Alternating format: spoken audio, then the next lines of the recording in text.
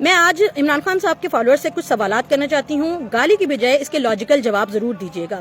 آپ کہتے ہیں عمران خان صاحب نے پناہگاہ کا منصوبہ شروع کیا، جبکہ فیکٹ اینڈ فگر کہتے ہیں کہ یہ سیلانی ٹرسٹ کا منصوبہ تھا، صرف حکومت پاکستان نے ان کو زمین پرووائڈ کی تھی، اوپر پناہگاہیں بنانا اور لنگر خانے چلانا سیلانی ٹرسٹ کا کام تھا اور وہی کر رہے تھے۔ آپ کہتے ہیں عمران خان صاحب نے صحت کارڈ بنایا، جبکہ فیکٹ اینڈ فگر کہتے ہیں کہ 2014 میں نواز شریف صاحب نے صحت کارڈ کا منصوبہ شروع کیا، 2016 تک 2 لاکھ سے زیادہ لوگوں کو اس کا فائدہ ہو چکا ہوا تھا۔ اس کے علاوہ آپ کہتے ہیں کہ کشمیر جو ہے اس کے اوپر بڑی ایک اچھی پالیسی تھی، جبکہ عمران خان صاحب جب ڈونلڈ ٹرمپ سے مل کے آئے تو انہوں نے کہا مجھے ایسا لگے گا جیسے میں دوسرا ورلڈ کپ جیت کے آ گیا اور اس کے بعد 378 ڈیمولش ہو گیا، لیکن آپ نے سفارتی سطح پہ کچھ نہیں کیا اور آپ نے صرف اپنی عوام کو کہا کہ آپ آدھا گھنٹے کے لیے دھوپ میں کھڑے ہو جائیں، اس کے علاوہ کچھ کیا تو وہ ضرور بتائیے گا۔ چائنا میں جو طلباء گئے تھے عمران خان صاحب کی گورنمنٹ میں، ان کو جو اسکالرشپس تھیں وہ نہیں ملی اور 3 ماہ کی جو اسکالرشپس تھیں وہ کھا لی گئیں اور اربوں روپے کے اس میں گھپلے کیے گئے، یہ بھی ریکارڈ کے اوپر موجود ہے۔ سمیع ابراہیم صاحب ایک صحافی ہیں جن کا صحت کے شعبے سے کوئی لینا دینا نہیں ہے۔ ڈاکٹر یاسمین راشد صاحبہ نے اقربا پروری اور کرپشن کی بنیاد پہ انہیں صحت کے شعبے میں ڈائریکٹر نامزد کر دیا، مقرر کر دیا، اور وہ جب تک پی ڈی ایم کی حکومت نہیں آئی وہ تب تک وہاں پہ اس کا پیسہ کھاتے رہے اور آپ کے ٹیکس کا پیسہ کھاتے رہے۔ اس کا جواب بھی ضرور دیجیے گا۔ اس کے علاوہ عمران خان صاحب کہتے ہیں کہ 9 مئی کے کرداروں اور سازش سے ہمارا کوئی لینا دینا نہیں ہے۔ ان کے بھانجے حسان نیازی صاحب جو ہیں انہوں نے کارڈیالوجی انسٹیٹیوٹ جو ہے جو ہاسپٹل اس کے اوپر حملہ کیا، جن کی وجہ سے کچھ مریض جو ہیں وہ اللہ کو پیارے ہو گئے، اور اس کے علاوہ انہوں نے پولیس کی وین کے اوپر حملہ کیا، آگ لگائی۔ اس کے علاوہ وہ کینٹ میں گھسے اور انہوں نے پتلون لہرا کے جو ہے وہ حرکت کی، تو اگر ان کی نظر میں یہ بھی کسی سازش کا حصہ تھا تو ان کو اعلان لا تعلقی اختیار کرنا چاہیے تھا اور کہنا چاہیے تھا کہ میرے بھانجے کو کیفے کردار تک پہنچائیں کیونکہ اس نے غلط کیا، لیکن آج تک ایسا کوئی بیان ریکارڈ کے اوپر موجود نہیں ہے۔ یورپی جی ایس پی کی رپورٹ کہتی ہے کہ 2013 سے 2018 تک نواز شریف کے دور حکومت میں انفرادی نمو کی شرح 5.1% اور غربت جو ہے وہ 21.9% کم ہو گئی تھی، لیکن 2021 میں جو عمران خان کا دور حکومت تھا اس میں معاشی ترقی جو ہے وہ 2.5% کم ہو گئی تھی، یہ ریکارڈ کے اوپر موجود ہے۔ اس کے علاوہ وہ عمران خان صاحب جو کہتے تھے کہ موٹر ویز اور اورنج ٹرین اور میٹرو ٹرین، جنگلہ بس سروسز جو ہیں یہ پوری کی پوری پیسہ کھانے کی مشینیں ہیں اور یہ غلط منصوبے ہیں، لیکن انہوں نے پشاور میں BRT کا ایک منصوبہ شروع کیا اور اس میں بھی 10 ارب روپے کا نقصان کیا جو آج تک کمپلیٹ نہیں ہوا۔ یہ میں نہیں کہہ رہی، الجزیرہ کی رپورٹ ہے۔ ریاست مدینہ کا وعدہ کیا اور آپ ہی کی وزیر نے شیری مزاری صاحبہ نے LGBTQ کا قانون 2018 میں پاس کرا دیا، یعنی کوئی بھی مرد جو ہے وہ اپنے آپ کو ٹرانسجنڈر لکھوا سکتا ہے نادرا میں جا کے۔ یہ میں نہیں کہہ رہی، فیکٹ اینڈ فگر کہہ رہے ہیں۔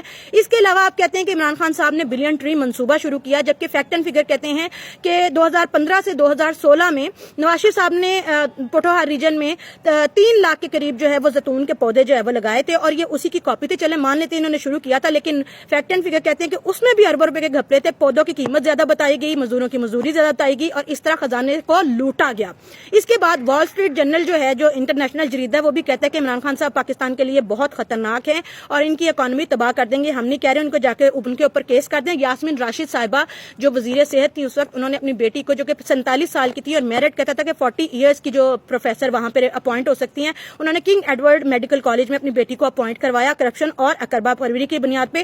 یہ وہ حکومت ہے، عمران خان صاحب کہتے تھے کہ ہم کرپشن نہیں ہونے دیں گے، اقربا پروری کو ختم کریں گے۔ اس کے بعد اگر آپ کو لگتا ہے کہ ریحام خان، ہاجرہ پانزئی، عائشہ گلالئی انہوں نے کوئی غلط الزامات لگائے ہیں، جھوٹ ہیں، تو آپ ان کے اوپر کیس کیوں نہیں کر رہے؟ آخر کیا وجہ ہے؟ زرتاج گل صاحبہ نے اپنی بہن شبنم گل کو اپوائنٹ کروایا نیکٹا میں، یہ ریکارڈ کے اوپر موجود ہے اور یہ بھی کرپشن اور اقربا پروری کی بہت بڑی مثال ہے۔ وہ لوگ جو کہتے تھے ہم لوگ اس کو ختم کریں گے۔ شوکت خانم ایک آپ کہتے کہ مریضوں کے لیے کیا جا رہا ہے اور نو ڈاؤٹ یہ ایک میڈیکل ادارہ ہے، تو آپ اس کا آڈٹ کیوں نہیں کروا رہے کہ اس میں جو پیسہ آ رہا ہے وہ کہاں سے آ رہا ہے، فارن فنڈنگ ہو رہی ہے، کہاں ہو رہی ہے؟ اور اس کے اوپر تو آن ریکارڈ موجود ہے کہ ان کے جو وکیل ہیں عمران خان صاحب کے، وہ کوئی پروف بھی نہیں دے سکے۔ آن ریکارڈ موجود ہے کہ اسرائیل اور انڈیا سے فنڈنگ لی گئی ہے ان ڈونیشنز کے نام پہ، آپ لوگ اس کا بھی کوئی پروف آج تک نہیں دے سکے ہیں۔ اور ریکارڈ مہنگائی ہوئی تاریخ میں اور ریکارڈ قرضہ لیا گیا اور کہا گیا کہ میں باہر سے جو پیسے ہیں جو رقم لوٹی ہوئی ہے اس کو واپس لاؤں گا۔ یہ نہیں کہا تھا کہ القادر ٹرسٹ کی صورت میں اپنے خزانے میں لے کے آؤں گا۔ ہونا یہ چاہیے تھا کہ برطانیہ نے اگر پیسہ دیا تھا وہ حکومت پاکستان، ریاست پاکستان کے خزانے میں جمع کراتے، جبکہ ایسا نہیں کیا گیا۔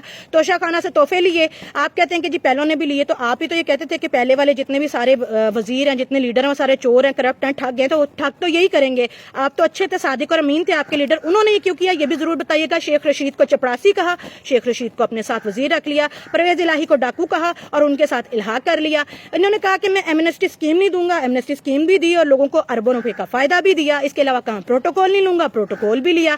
کہا پولیس اصلاحات کروں گا, 10 سال کے پی کے میں حکومت رہی اور 3.5 سال پاکستان میں رہی, اصلاحات نہیں کر سکے. کہتے سیاسی اتحاد نہیں کروں گا, سیاسی اتحاد بھی کیا. اس کے علاوہ انہوں نے کہا کہ جی میں اداروں کا سیاسی کردار ختم کر دوں گا, لیکن جنرل باجوہ سے اور فیض حمید صاحب سے خود سے مدد بھی لی جا کے. انڈے کٹے وچھے اور بکریوں کے بچوں کے جو منصوبے تھے وہ ان کا بھی صرف اعلان کیا, وہ بھی آج تک گراؤنڈ کے اوپر شروع نہیں کیے گئے. اور اس کے بعد افغانستان میں جب فوج کا انخلا ہوا تو امریکہ کے صدر نے ان سے کال پہ بات کرنا جو ہے وہ بھی مناسب نہیں سمجھا. مودی کو کال کیے 370A کی ابالش ہونے کے بعد, انہوں نے بھی کال اٹینڈ نہیں کی. خود ان کے عمران خان صاحب کے ریکارڈ کے اوپر بیانات موجود ہیں, وہ کہتے ہیں کہ میں نے کال کیا, میری ان سے بات نہیں ہوئی. تو یہ تو آپ کے سفارتی سطح کے اوپر آپ کے عمران خان صاحب کی ویلیو تھی. اس کے بعد بات یہیں ختم نہیں ہوتی. پاکستان کی 70-75 سالہ تاریخ میں پہلی بار ایسا ہوا کہ اسرائیل جو کہ ہمارا ازلی دشمن ہے, جسے ہم نے آج تک تسلیم نہیں کیا ہے, اس کا طیارہ پاکستان میں اسلام آباد میں لینڈ کیا. یہ عمران خان صاحب کے دور حکومت میں ہوا. کیوں ہوا اس کی آج تک کوئی وضاحت نہیں دے سکا. یا بات یہیں ختم نہیں ہوئی. عمران خان صاحب کے دور حکومت میں ہی پہلا پاکستانی پاکستان کے پاسپورٹ پہ جس کے اوپر لکھا ہوا ہے کہ یہ اسرائیل میں ویلڈ نہیں ہے, اسی پاسپورٹ کے اوپر پہلا پاکستانی جو ہے وہ اسرائیل جاتا ہے. یہ کیسے ہوا, کیوں ہوا, یہ آج تک کوئی جواب نہیں دے پایا. آپ ضرور مجھے جواب دیجیے گا اگر گالیوں سے فرصت مل جائے گی. اس کے بعد خیرات ادارے کی جو رقم ہے, جو شوکت خانم کی رقم ہے, وہ عمران خان صاحب کے ذاتی اکاؤنٹس میں جاتی ہے. اگر وہ ڈونیشن ہے اور وہ مریضوں کے لیے آتا ہے اور مریضوں کی فلاح و بہبود کے لیے آتا ہے تو عمران خان صاحب کے ذاتی اکاؤنٹ میں کیوں جاتا ہے, یہ بھی آپ نے ضرور بتانا ہے مجھے. اس کے بعد آپ کے جو عمران خان صاحب ہیں ان کے اور ان کے جتنے اکاؤنٹس ہیں ان کا جو رابطے ہیں وہ اسرائیلی فنڈز اور انڈیا کے جو جاسوسی ادارے ہیں ان کے ساتھ ملے ہیں. ان کے پروف موجود ہیں, ڈاکومنٹڈ پروف موجود ہیں. آپ اسے بھی ضرور ڈینائی کیجیے گا. سعودی عرب سے عمران خان صاحب نے تعلقات خراب کر لیے, یہ آن دا ریکارڈ موجود ہے. ملیشیا سے ان کے تعلقات خراب ہو گئے, انڈیا سے تعلقات تباہ و برباد ہو گئے, امریکہ سے تعلقات خراب ہو گئے, ایران سے خراب, قطر سے خراب, خارجہ پالیسی جو ہے وہ تباہ و برباد ہو گئی تھی. آپ وہ تمام لوگ جو کہتے ہیں کہ عمران خان صاحب کا 3.5 سالہ دور حکومت اس میں ان کو کام نہیں کرنے دیا گیا, آپ مجھے یہ بتائیے کہ کوئی ایک ایسا کام جو عمران خان صاحب نے وعدہ کیا, انہوں نے کہا تھا میں 50 لاکھ گھر بناؤں گا, 1 کروڑ نوکریاں دوں گا, کیا یہ تو اسٹیبلشمنٹ نے نہیں روکا تھا نا انہیں, یہ تو انٹرنیشنل رجیم چینج نے ان کو منع نہیں کیا تھا, کیا وہ وعدہ انہوں نے پورا کیا؟ اس کے علاوہ عمران خان صاحب کہہ رہے تھے کہ اگر میں دور حکومت میں آؤں گا تو میں پورے کے پورا جو ہے نا وہ اصلاحات لے کے آؤں گا, میں سارا جو ہے وہ ٹھیک کر دوں گا اور نوجوانوں کو موقع ملیں گے. وہی چور ٹھگ ڈاکو جن کو وہ گالیاں دے رہے تھے انہیں کو اپنے ساتھ بٹھا لیا. میں فیکٹ اینڈ فگر کے اوپر آپ لوگوں کو یہ پرووائڈ کر رہی ہوں. میں ساتھ کوشش کروں گی کہ اپنی ڈیٹیلز جو ہیں وہ بھی دے دوں اور ان کے پروف بھی دے دوں.